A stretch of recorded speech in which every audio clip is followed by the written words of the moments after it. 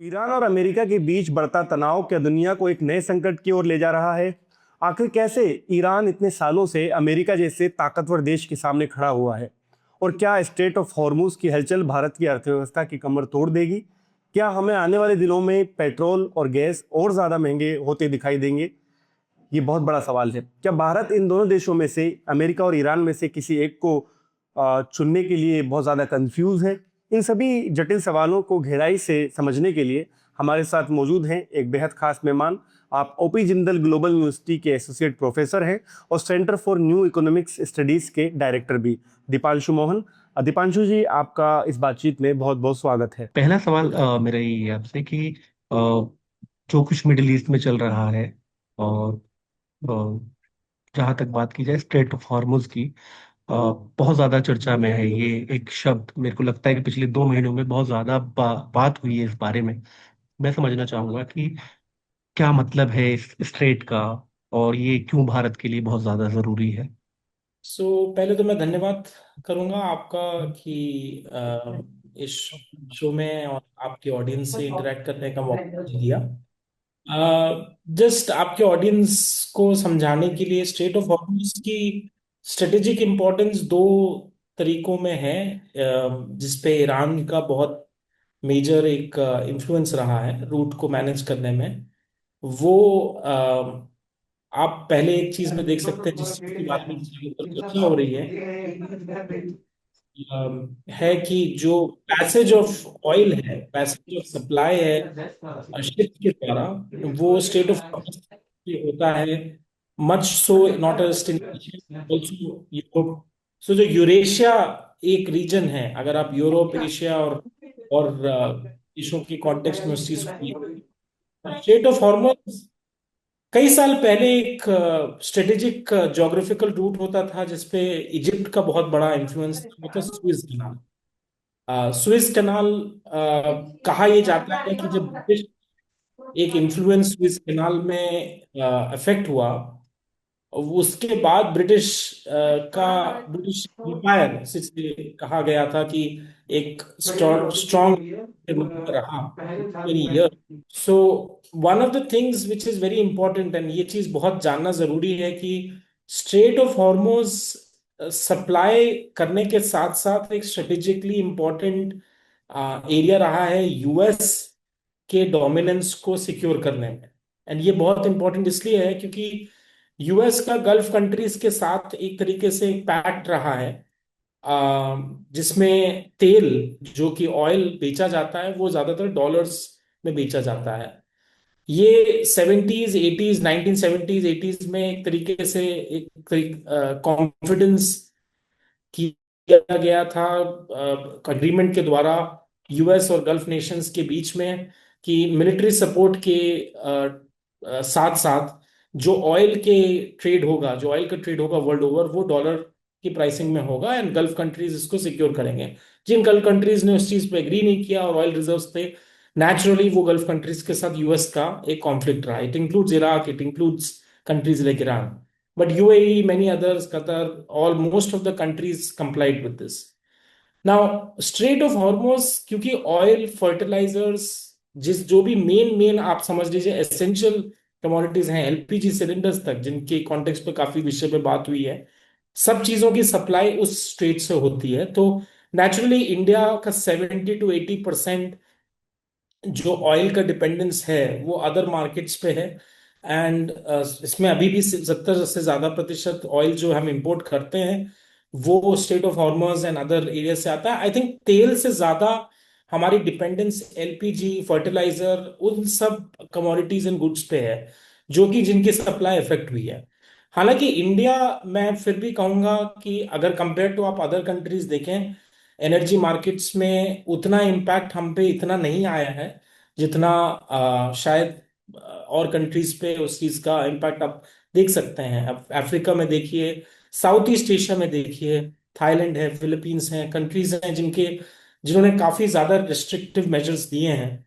तो supply side shocks में of course world over एक इम्पैक्ट है, उसका इम्पैक्ट एक ग्लोबल ऑयल प्राइसेस पे है। ऑयल प्राइसेस बहुत बढ़ी हैं, एंड जब ऑयल प्राइसेस बढ़ती हैं तो डॉलर के डिमांड भी बढ़ती है, क्योंकि ऑयल ज्यादातर डॉलर में खरीदा जाता है। जब डॉलर की डिमांड बढ़ती है तो आपकी जो करेंसी होगी वो डॉलर के प्रति वीक होगी। मतलब आप अगर 50 रुपए एक डॉलर के लिए देते हैं तो शायद आप 60 रुपए दें, आप 70 रुपए दें, तो रुपए की वैल्यू डिप्रिशिएट करेगी, एंड वो हो रहा है। सो काफी चीजों में इम्पैक्ट आ रहा है। आपका इंपोर्ट बिल की प्राइस बढ़ेगा तेल के दाम के बढ़ने से, ग्रोथ आपकी इफेक्ट होगी, बिकॉज जब तेल के दाम बढ़ते हैं तो जिन जिन चीजों से आप तेल से कनेक्टेड हैं, which is transport cost, cost of production, वो सारी चीजों की वैल्यू बढ़ेंगे, तो इन्फ्लेशन और प्राइस लेवल्स बढ़ेंगे बेसिक एसेंशियल कमोडिटीज के, जिससे डिमांड इफेक्ट होती है। आम आदमी की सैलरी जो है वो फिक्स्ड है। जिसके पास बहुत वेल्थ है, जिसके पास इनकम है, उनको वो प्राइस शॉक्स इम्पैक्ट नहीं करेंगे। तो एलपीजी की क्राइसिस बड़ी इंपॉर्टेंट थी इस मामले में, क्योंकि एलपीजी की crisis low middle income groups को ज्यादा इम्पैक्ट करती है, बिकॉज एलपीजी पे वो ज्यादा डिपेंडेंट है। जिनके पास पाइप गैस सप्लाई है, जो रेसिडेंशियल हाउसिंग सोसाइटीज में रह रहे हैं, उनको वो चीज इतनी दिक्कत नहीं करेगी। तो इट इज वेरी इंपॉर्टेंट कि हम इस चीज को एक खाली इकोनॉमिक शॉक की तरह ना देखें। स्ट्रेट ऑफ हॉर्मुज की ज्योग्राफिकल इंपॉर्टेंस स्ट्रेटेजिक है सप्लाई के लिए, शिपिंग के थ्रू। इसमें एसेंशियल्स की सप्लाई बहुत इंपॉर्टेंट है। इंडिया भी डिपेंडेंट है, like many other countries. Europe, Asia, all receive a lot of that. But इसका मेन इंपॉर्टेंस यूएस की एक डोमिनेंस को भी जताता था, जो कि मेरे हिसाब से जैसे स्विस कनाल एपिसोड के बाद ब्रिटेन के साथ हुआ था, कि ब्रिटेन उसके बाद कभी भी एक जियोपॉलिटिकल सेंस में एक मेजर हेजेमोनिक प्लेयर नहीं रहा। It was an important actor, but it never became what it used to be. For almost 150 to 100 years Britain ruled the world in the market. तो वो चीज खत्म हो गई, और मुझे हिसाब से यूएस की के लिए भी ये एक तरीके से एक वो डेथ नेल है। US will no longer now become और remain the actor it used to be. It will be an important country, no doubt, but it will no longer be the main leader of the free world. इससे एक सवाल ये निकलता है कि आप कह रहे हैं कि यूएस अब वो प्लेयर नहीं रहा है जो कभी हुआ करता था, कमजोर हुआ है। लेकिन इंडिया को जिस तरह के सेंक्शंस लगाए हैं यूएस ने, काफी चर्चाएं हुई इस बारे में। विपक्ष ने बार बार कहा कि यूएस कौन होता है हमें ये इजाजत देने वाला कि आप रशिया से ऑयल लेंगे या नहीं लेंगे। उस सिनेरियो पे कितना फर्क पड़ेगा, और इसके साथ साथ ही भारत क्यों डिपेंडेंट है यूएस पे? देखिए, इसको थोड़ा एक मेच्योर कन्वर्सेशन में रखना बहुत जरूरी है। अपोजिशन एंड जो अ, किसी भी कॉन्टेक्स्ट में जब आप एक एडवर्सेरियल पोजीशन लेने के लिए कंपेल्ड होते हैं तो आप क्रिटिक करते हैं, विच इज अंडरस्टैंडेबल। ये बात सही है, मैं इस चीज पे एग्री करता हूँ कि किसी भी कंट्री से हम अगर तेल खरीद रहे हैं, चाहे वो रशिया हो, चाहे वो किसी भी और कंट्री से हो, उसका डिटर्मिनेशन फैक्टर मार्केट फोर्सेस ही होने चाहिए, जो कि इंडिया ने एक पोजीशन ली है। इंडिया ने एक पोजीशन ली है, एक वर्ड जिसको कहा गया है, मुझे पता नहीं हिंदी में उसको हम कैसे ट्रांसलेट करेंगे, बट एक वर्ड जो यूज किया जा रहा है वो है स्ट्रेटेजिक ऑटोनॉमी। स्ट्रेटेजिक ऑटोनॉमी का मतलब ये है कि हम किसी पे डिपेंडेंट नहीं है, हम अपने डिसीजंस खुद लेंगे, हम इंडिपेंडेंट हैं, हम समर्थ हैं, हम one of the fastest and most important growing economies हैं। तो हमें किसी भी कंट्री की राय और मशवरा नहीं लेना चाहिए। हैविंग सेड दैट, हमने कुछ डिसीजंस लिए हैं पिछले 8 से 10 महीने में, जो कि यूएस के दबाव में कहे जा सकते हैं। रशिया से ऑयल खरीदना, ये डिसीजन हमारा इंडिपेंडेंट मार्केट डिसीजन होना चाहिए। यूएस का इस पे कोई इन्फ्लुएंस होना नहीं चाहिए। हालांकि कोई ऑफिशियल इस पे हमने कोई चर्चा नहीं देखी है, और वो एक गवर्नमेंट का एक तरीके से लैप्स रहा है, जो एक ऑपोजिशन को मौका देता है इस चीज पे सवाल उठाए कि हम क्यों इतना यूएस पे डिपेंडेंट हैं। बट ये बात भी सही है कि हमारा पिछले 30 साल की जो इकोनॉमी का मैनेजमेंट हुआ है वो डॉलर के रिजर्व्स को बढ़ाने पे हुआ है। उसका एक रीजन है। 1990s में हम जब एक क्राइसिस से द्वारा गुजर रहे थे, जब हमारे पास रिजर्व्स, करेंसी के रिजर्व्स, गोल्ड के रिजर्व्स नहीं थे इंपोर्ट्स के लिए पे करने के लिए, तो हमने मनमोहन सिंह, नरसिम्हा राव गवर्नमेंट के समय में काफी रिफॉर्म्स देखे। रिफॉर्म्स, उन तरह के रिफॉर्म्स देखे जो कि रिजर्व्स डॉलर के, गोल्ड के बढ़ा सके। And as a result of better management of our capital account, हमने देखा कि 30 सालों में वो रिजर्व्स, अब भारत आज के टॉप 5 कंट्रीज में है डॉलर रिजर्व्स में रखने में। इतने ज्यादा जो हमने एक सेफ्टी नेट रखा डॉलर रिजर्व्स का, वो उन पॉलिसीज के लिए तरफ से रखा। अब उसका लक्ष्य ये था कि डॉलर सबसे लीडिंग और मेन इंपॉर्टेंट करेंसी रहा है।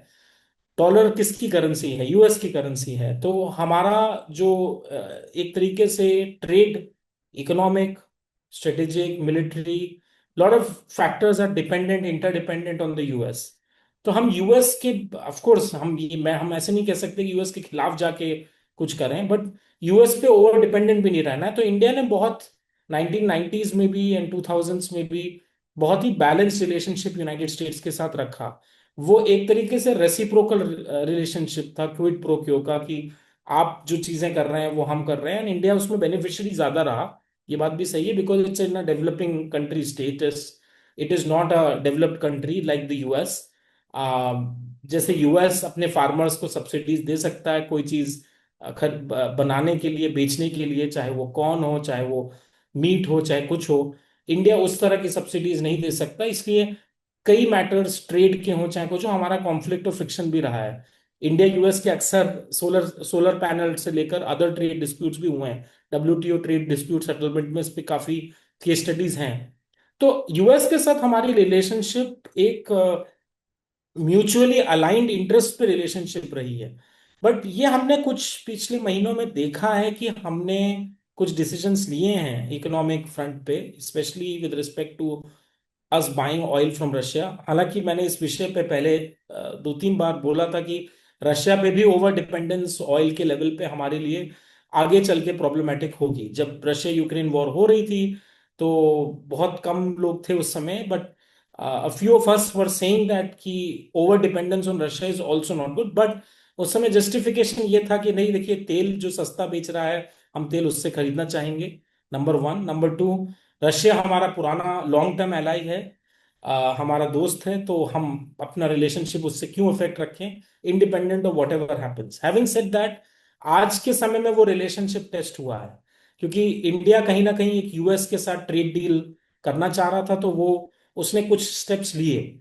ईरान के साथ भी हमने अपनी जो एक तरीके से दोस्ती है, मित्रता रही है, वो उसमें हमने इफेक्ट देखा है, इम्पैक्ट देखा है। मैं ये जरूर कहूंगा कि हमने इस पूरे सिचुएशन में साइलेंस रखा है, बट वो साइलेंस में एक तरीके से ये इंटरप्रिटेशन बहुत क्लियर है डिप्लोमेटिक कम्युनिटी में कि इंडिया का साइलेंस किसी के इंटरेस्ट को ज्यादा फोकस कर रहा है। हालांकि ऐसा नहीं कि ये नॉन अलाइंड साइलेंस है, हम ऐसा नहीं कह रहे हैं कि हम किसी की तरफ नहीं है, हम वॉर कम करना चाह रहे हैं, वो मैटर नहीं करता। आपको एक तरफ ये चीज कहनी पड़ेगी कि ये जस्टिफाइड नहीं है, एक मिलिट्री एग्रेशन किसी अदर कंट्री में जस्टिफाइड नहीं। क्यों? क्योंकि इस पूरे वॉर का, इस पूरे कॉन्फ्लिक्ट का जो वेस्ट एशिया में हो रहा है, उसका मेजर कोलैटरल डैमेज इंडिया है। ये चीज हमें समझनी पड़ेगी। क्यों? क्योंकि हमने अपने इकोनॉमिक इंटरेस्ट, सिक्योरिटी इंटरेस्ट इस तरीके से रखे हैं पिछले एटलीस्ट 10 साल में। अगर हम देखें नरेंद्र मोदी गवर्नमेंट में, बीजेपी की गवर्नमेंट में, तो हमने गल्फ कंट्रीज के साथ बहुत फोकस रखा है अपना रिलेशनशिप बेटर करने में। उसका एक रीजन ये भी था कि हम पाकिस्तान को आइसोलेट करना चाह रहे थे, फॉरेन पॉलिसी में अपना एक दबदबा बढ़ाना चाह रहे थे। बट वो एक अच्छा मेजर था। India reaching out to gulf countries, doing more trade with gulf countries, expanding more export, ये बहुत ही अच्छा स्टेप था। बट आज वो एक्सपोर्ट्स भी इम्पैक्ट हो रहे हैं, क्योंकि कंट्रीज, गल्फ कंट्रीज पे इम्पैक्ट हो रहा है इस वॉर का। तो हमारे एक्सपोर्ट्स भी इम्पैक्ट हो रहे हैं, तेल के दाम भी बढ़ रहे हैं, तो हम इंपोर्ट भी ज्यादा कर रहे हैं, हमारा इंपोर्ट बिल भी बढ़ रहा है। और उसके साथ साथ जो करेंसी पे इम्पैक्ट की मैंने बात करी पहले, वो भी हो रहा है। तो इन सब चीजों को देखते हुए ये एक अननेसेसरी कॉन्फ्लिक्ट है और एक अननेसेसरी वॉर है, जिसके लिए, जिसका डायरेक्ट इम्पैक्ट एक ऐसी कंट्री पे पड़ रहा है जिसका कोई स्टेक ही नहीं है। तो हम जरूर इस बेस पे, अगर हम यूएस को एक अच्छा दोस्त मानते हैं, तो हम इस चीज पे जरूर आवाज उठा सकते हैं कि इस वॉर को और इस कॉन्फ्लिक्ट को हम डिस्केलेट करना चाहेंगे। ऑफिशियल स्टेटमेंट्स ये जरूर कहते हैं, बट ये जरूरी होगा कि हम अपने रिश्ते ईरान के साथ, जो भी ईरान की लीडरशिप है, ईरान की मिनिस्ट्रीज हैं, उसके साथ हमारा एक बहुत अच्छा रिलेशनशिप आगे रहे। क्योंकि ईरान इस कॉन्फ्लिक्ट को कहीं भी नियर फ्यूचर में आप इसको खत्म होता हुआ नहीं देख सकते। वॉर खत्म हो सकती है, कोई कंट्री अनाउंस कर सकती है कि वॉर खत्म हो रही है, बट जो कॉन्फ्लिक्ट स्टार्ट हुआ है, इस कॉन्फ्लिक्ट का, एंड इवन तेल के दाम पे जो इम्पैक्ट हुआ है, वो कभी भी नियर फ्यूचर में तो मैं उसका इफेक्ट कम होता हुआ नहीं देखता।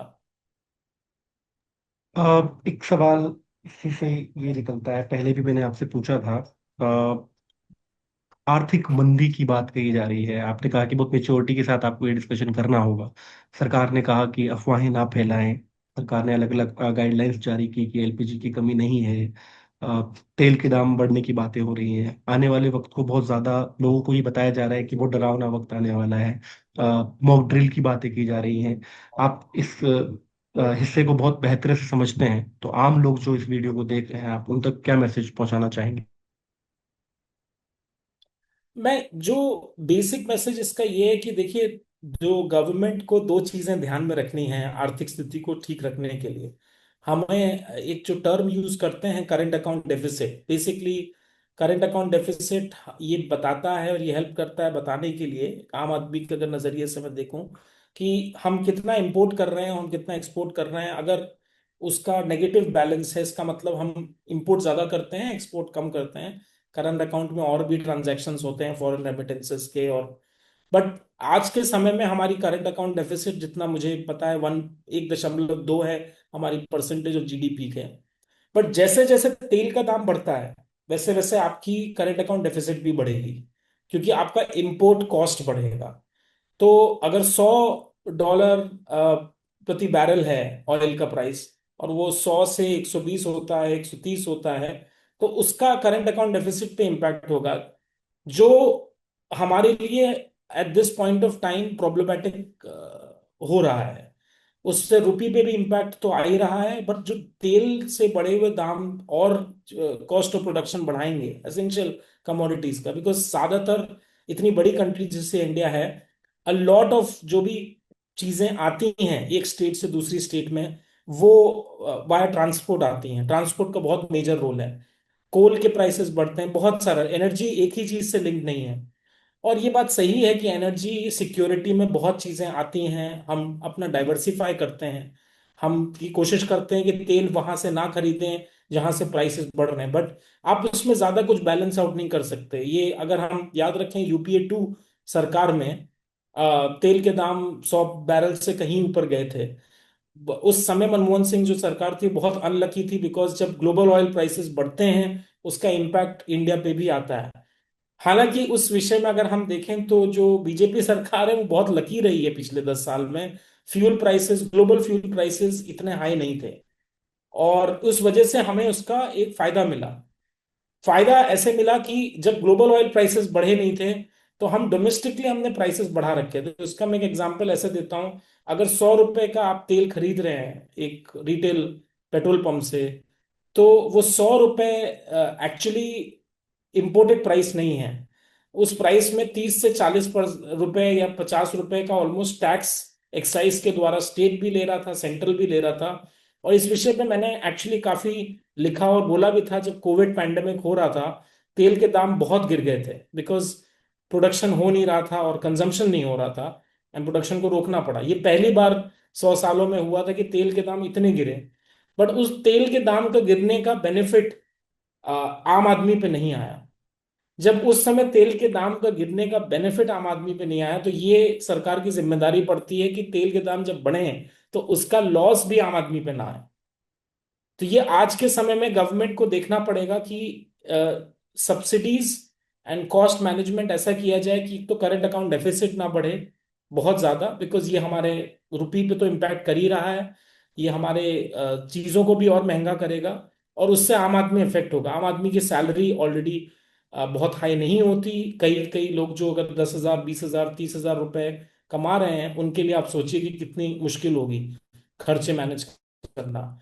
दो और बड़े मुद्दे हैं इसमें। इस समय जो इंडिया की ग्रोथ है, उस ग्रोथ के अनुसार हम ये देख रहे हैं कि जॉब क्रिएशन बहुत वीक है। कई लोगों को और नौकरियां मिलना, और अच्छी नौकरियां मिलना पॉसिबल नहीं है। उसमें हाई सैलरी भी नहीं है। तो जब एक एम्प्लॉयमेंट क्राइसिस है स्पेशली अमंगस्ट यूथ, तो आप इस सिचुएशन में और डिसहार्टन होगे, आपका मोटिवेशन और कम होगा। मैं हायर इनकम ग्रुप्स की बात नहीं कर रहा हूं। इंडिया को हमें देखना चाहिए तीन ग्रुप्स में। एक जो बहुत ही एलीट एक से समझ लीजिए ऑस्ट्रेलिया जैसी इकोनॉमी का एलिट है, उसकी सर्विसेज गेटेड कम्युनिटीज में है, बहुत अच्छा है, सब कुछ है। फिर एक फिलीपींस, थाईलैंड, मिडिल इनकम वाला ग्रुप है, जो कि अपर मिडिल क्लास जैसा एक ग्रुप है। बट मेजर ग्रुप जो इंडियन इकोनॉमी का है, वो एक ऑलमोस्ट सब साहरन अफ्रीकन कंट्रीज में लो इनकम ग्रुप है, जिसके लिए इस क्राइसिस और इस मंदी का इम्पैक्ट बहुत ही मेजर रहेगा। मेरे हिसाब से प्राइम मिनिस्टर का ये स्टेटमेंट, जिसमें वो बड़े अलग कॉन्टेक्स्ट में बात कर रहे थे कि हम अपनी तैयारी में, जैसे हमने कोरोना काल में तैयारी रखी, वैसे हमें रखना पड़ेगा। आई थिंक ये कहना कि हम तैयारी रखें एक चीज है, बट क्योंकि उन्होंने कोरोना काल का मेंशन किया, मेरे हिसाब से वो वर्ड कोरोना काल एक बहुत रीसेंट ट्रॉमा को जगाता है कई लोगों में। कई लोगों ने उस समय में बहुत कठिनाई से अपने आप से चीजों को डील किया, मैनेज करा। तो एक पैनिक क्रिएट हुआ एकदम से। आपने देखा कि तेल के पेट्रोल पंप्स पे बहुत लाइन लगने लगी। हालांकि हमारी सप्लाई को ऐसे मेजर इफेक्ट नहीं हुई है, बट पैनिक अवॉइड करना है। तो जब मेन फोकस गवर्नमेंट को ये रखना है कि प्राइसेस आउट ऑफ मैनेजमेंट ना हो, जिसके लिए आई थिंक जो मेजर एसेंशियल गुड्स हैं उसका सप्लाई इफेक्ट ना हो, हमें डाइवर्सिफाई करना पड़ेगा। शॉर्ट टर्म में देखिए, हर कंट्री एक कठिन समय से गुजर रहा है, इंडिया भी गुजरेगा। उसका एक इम्पैक्ट इंडिया पे इस वर्ष पे आएगा। मैंने इस चीज पे बोला है कि हमारी ग्रोथ रेट काफी इफेक्ट होगी। उस ग्रोथ का इम्पैक्ट और चीजों पे आता है, बजट में कितना चीजें गवर्नमेंट सरकार खर्च करती है उस पे इम्पैक्ट आता है। हमें ये चीज ध्यान में रखनी पड़ती है कि पिछले 6 से 7 वर्ष में जो ग्रोथ हुई है भारत देश में, उसमें गवर्नमेंट स्पेंडिंग का बहुत बड़ा रोल रहा है, प्राइवेट इन्वेस्टमेंट का इतना बड़ा रोल नहीं रहा है।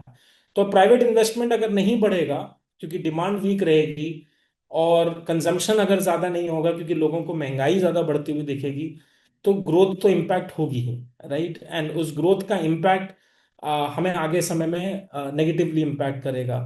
तो मैं इस समय ऐसा सोचता हूँ कि गवर्नमेंट के लिए बहुत जरूरी है कि इस समय पे चीजें और बुरी ना हो, और हम बैलेंस करते हुए इस समय को देखें।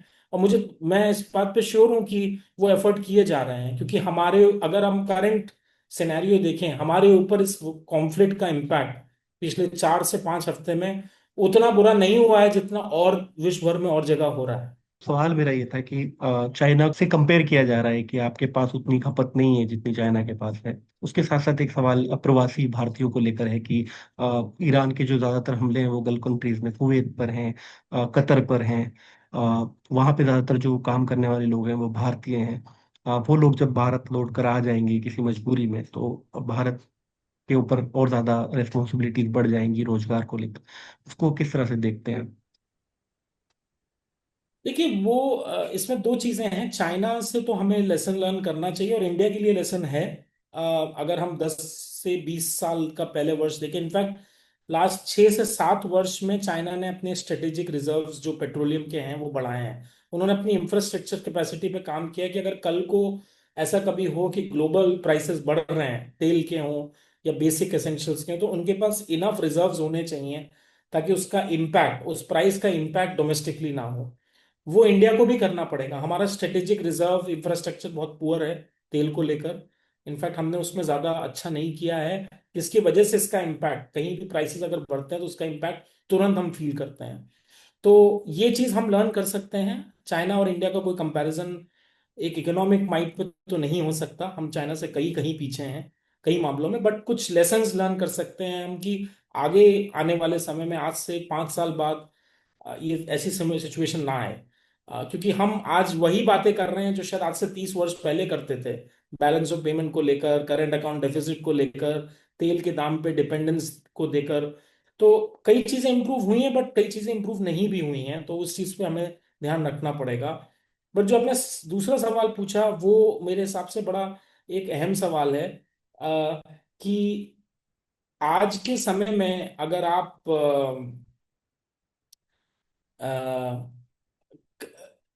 एक एम्प्लॉयमेंट क्राइसिस के बारे में बात करें, जो कि सबसे मेजर इस गवर्नमेंट के लिए मुद्दा रहा है। आई थिंक इस गवर्नमेंट की सबसे बड़ी हार दो है, एक तो एजुकेशन सेक्टर की परफॉर्मेंस और एम्प्लॉयमेंट क्रिएशन। इन दो एरियाज में गवर्नमेंट मिजरेबली भी फेल किया है। एंड मैं ये बात मानता हूँ जिसपे गवर्नमेंट रिप्रेजेंटेटिव्स कई बार कहते हैं कि इंडिया बहुत बड़ी कंट्री है, एम्प्लॉयमेंट पार्टिसिपेशन रेट बहुत हाई है, हर एक इंसान को अपना हिसाब से जो वो जॉब चाहता है वो मिलना, उसके लिए सरकार को आप दोषी नहीं कर सकते, वो बात सही है। एम्प्लॉयमेंट क्रिएशन फंक्शन है दो चीजों का, एक तो आपकी जो इंडस्ट्रियल पॉलिसी है वो कैसी है, उसका डायरेक्शन कैसा है, और प्राइवेट इन्वेस्टमेंट का डायरेक्शन कहाँ है। अगर प्राइवेट इन्वेस्टमेंट कंस्ट्रक्शन में ज्यादा हो रहा है अर्बन सिटीज में, तो जो रूरल वर्कर है जो माइग्रेट करके अर्बन एरियाज में आता है तो उसको जॉब कंस्ट्रक्शन में मिलेगा, जो कि 1990s और 2000s में होता था। आज के समय में क्योंकि टेक्नोलॉजिकल इंटरवेंशन की वजह से app based economy, gig economy के बारे में हम बात करते हैं, तो ज्यादातर इंप्लॉयमेंट क्रिएशन भी गिग इकोनॉमी और गिग एरियाज में हुआ है। But the quality of job, जिसे हम जॉब की क्वालिटी की बात करते हैं, वो इम्प्रूव नहीं हुई है। वो आदमी जो गिग वर्क में काम कर रहा है उसकी आय बहुत कम है। तो गवर्नमेंट का जो इंडस्ट्रियल पॉलिसी ओरिएंटेशन में रोल की इंपॉर्टेंस है, किस तरह का पॉलिसी इकोसिस्टम बना रहा है जिससे जॉब क्रिएशन हो, स्पेशली लेबर इंटेंसिव सेक्टर्स में, वो कोई खास नहीं रहा है। अब उसमें आप अगर माइग्रेशन, रिवर्स माइग्रेशन देखेंगे, मुझे नहीं लगता कि गल्फ कंट्रीज से बहुत ज्यादा रिवर्स माइग्रेशन यहाँ आएगा। इसलिए क्योंकि ये वॉर और कॉन्फ्लिक्ट इस तरह से नॉर्मलाइज होगा कि लोगों को एक तरीके से कॉन्फ्लिक्ट के साथ एडजस्ट करते हुए रहने की आदत होगी।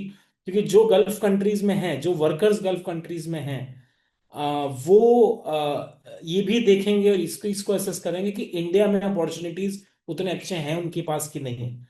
सेफ्टी के लिए आदमी जरूर ट्रैवल कर सकता है कुछ समय के लिए, बट वो शायद वापस आना चाहे। जैसे हमने एक इसका एग्जांपल देखा था कोविड में, जो माइग्रेंट वर्कर्स वापस अपने गांव गए, ये चीज कहा जा रही थी कि वो कई लोग शायद शहर वापस नहीं आएंगे, बट लगभग ऑलमोस्ट सारे माइग्रेंट वर्कर्स को, most of the migrant workers को सिटीज में आना पड़ा। क्यों? क्योंकि रूरल एरियाज में जॉब की सिचुएशन बहुत खराब है। जो रुके भी वो किसी और वजहों से रुके।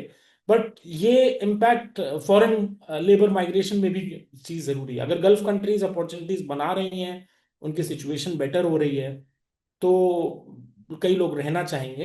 पर अगर वापस आते हैं तो एक जॉब की क्राइसिस, बहुत ही यूनिवर्सल जॉब क्राइसिस चल रही है इंडिया में, अक्रॉस स्टेट्स है, अक्रॉस सेक्टर्स है। और मेरे हिसाब से इंडस्ट्रियल पॉलिसी का ओरिएंटेशन सही ना होना सर्विसेज की तरफ, हाई पेइंग जॉब्स की तरफ, वो हमको इम्पैक्ट किया है। एंड आई थिंक कहीं ना कहीं गवर्नमेंट में अब ये थिंकिंग है कि इस एरिया में प्रॉब्लम रही है, क्योंकि उन्होंने कोशिश की है कि कैपिटल एक्सपेंडिचर बढ़ाएं, इंफ्रास्ट्रक्चर का डेवलपमेंट करें, बट इन ऑल ऑफ दो सिनेरियोज वो चीज़ तभी हेल्प करती है अगर प्राइवेट इन्वेस्टमेंट बढ़ता, आपका पॉलिसी ओरिएंटेशन ठीक होता। एक दो तीन सेक्टर्स हैं जिसके लिए मेरे हिसाब से बहुत अच्छी चीजें हुई हैं। टेक्सटाइल का सेक्टर बहुत इंप्रूव किया है। टेक्सटाइल सेक्टर में आपने ये देखा भी है कि प्रोडक्शन बढ़ा है, एक्सपोर्ट्स बढ़े हैं। और इस समय एक्चुअली बहुत अच्छा टाइम चल रहा था एक्सपोर्ट सेक्टर के लिए, for apparel and other James and jewelleries हो गए, लेदर प्रोडक्ट्स हो गए। यूएस में बहुत एक्सपोर्ट्स हो रहे थे, यूरोप में बहुत एक्सपोर्ट्स हो रहे थे, gulf countries, south east Asia में भी एक्सपोर्ट्स बढ़ रहे थे। एंड वो बहुत बैडली हिट हुए। उसका पहला इम्पैक्ट और शॉक आया ट्रम्प ने जब रेसिप्रोकल टैरिफ्स अनाउंस किए, आज से 10 साल, तो सॉरी 10 महीने पहले। एंड उसका इम्पैक्ट इंडिया ने महसूस किया। फिर इंडिया पे जो टैरिफ्स आए उसका नेगेटिव इम्पैक्ट आया।